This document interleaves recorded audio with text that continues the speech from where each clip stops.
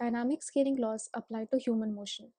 In this study, we hypothesize that adult motion is perceived as child motion when scaled to child-size motion using dynamic scaling laws.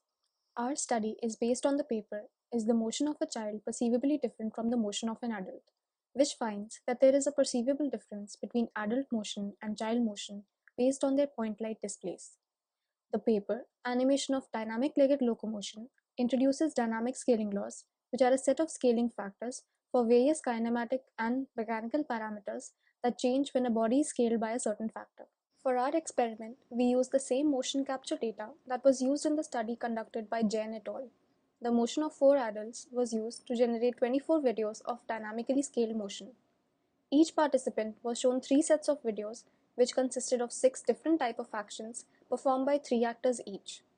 Participants were asked to identify who was performing the action in a two-choice option between adult and child, along with their confidence in the answers.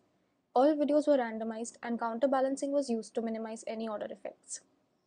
We observed that the mean of total number of child responses was largest for child videos, followed by dynamically scaled, and then by adult videos. Response of one participant was rejected as an outlier. We ran a repeated measures ANOVA test followed by a Tukey's HSD test, which indicated that there is a significant difference between the 3 categories.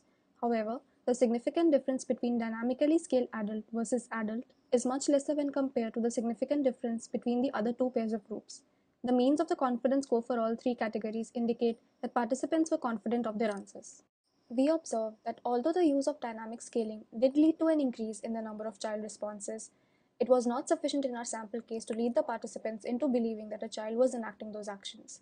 Further research is needed to explore whether other style translation models could be combined with dynamic scaling laws to give better results.